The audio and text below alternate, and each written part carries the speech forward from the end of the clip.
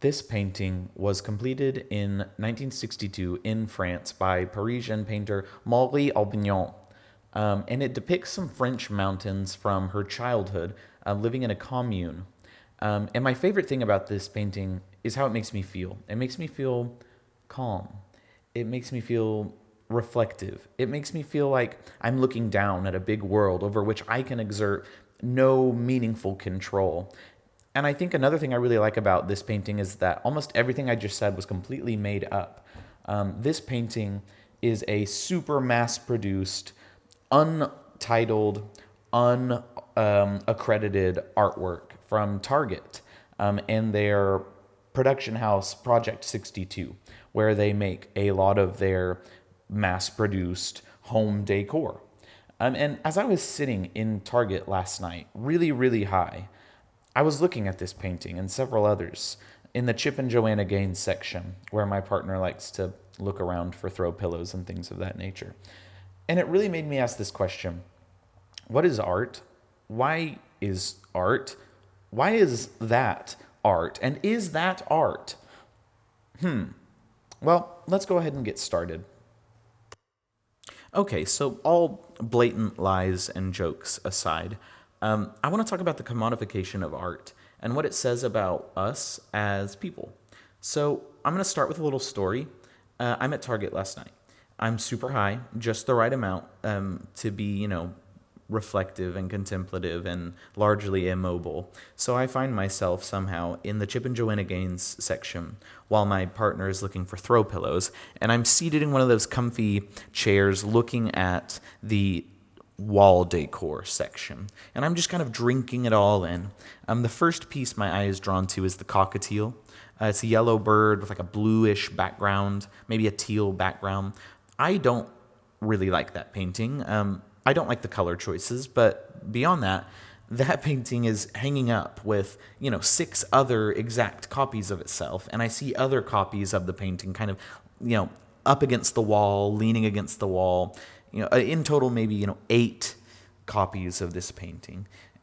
And it just screams mass produced.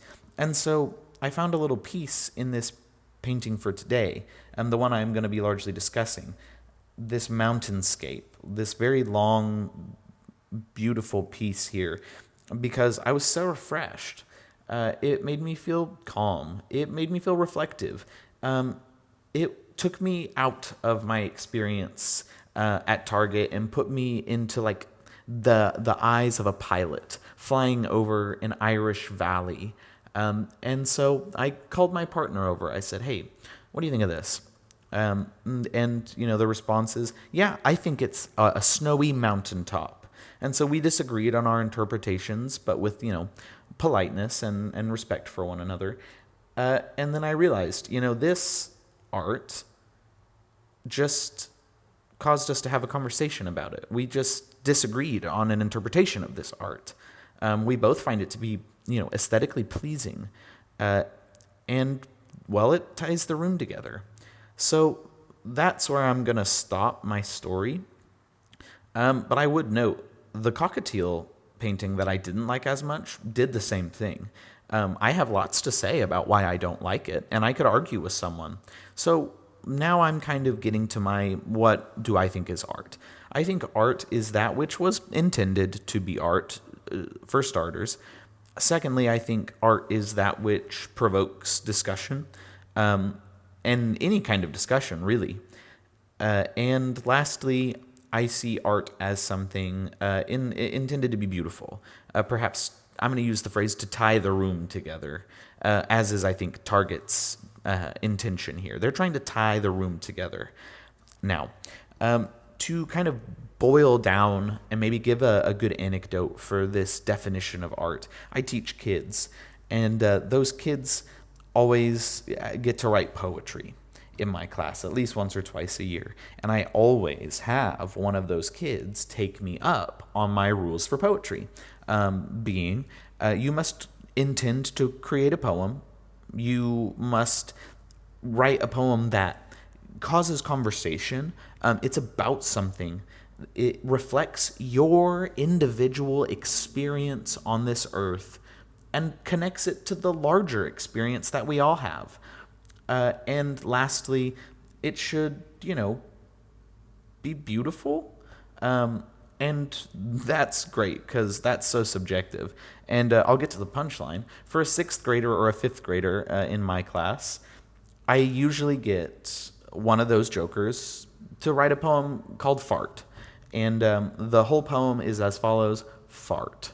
And that always gets a lot of chuckles, but I always have to applaud them because guess what? You little twerp, you figured it out. You intended for this to be a poem. You intended for this to cause a conversation and to bring us all together in our collective understanding of what is a fart and why is it funny. And you certainly think this is beautiful, you little demon. It's beautiful that your teacher is up here praising this common word, fart. It's like dirt, mud, fart. And I've heightened this word and told you, you are the master poet with your use of the word fart.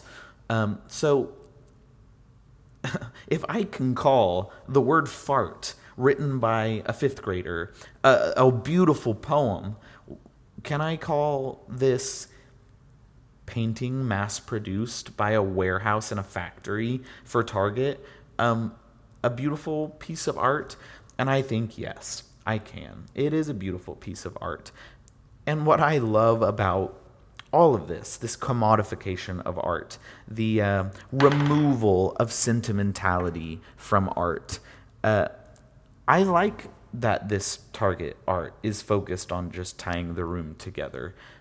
It makes me think about people and how people, regardless of how intelligent they are, what levels of conversation they want to have about art, we people just love to see ourselves reflected in the world around us, and we love to claim like some small ownership of beauty, even if it has nothing to do with us. I don't know who painted this painting. I didn't paint it myself, and I don't really have any complicated feelings about it. I think it looks great. It ties the room together. Its aesthetic properties are amazing.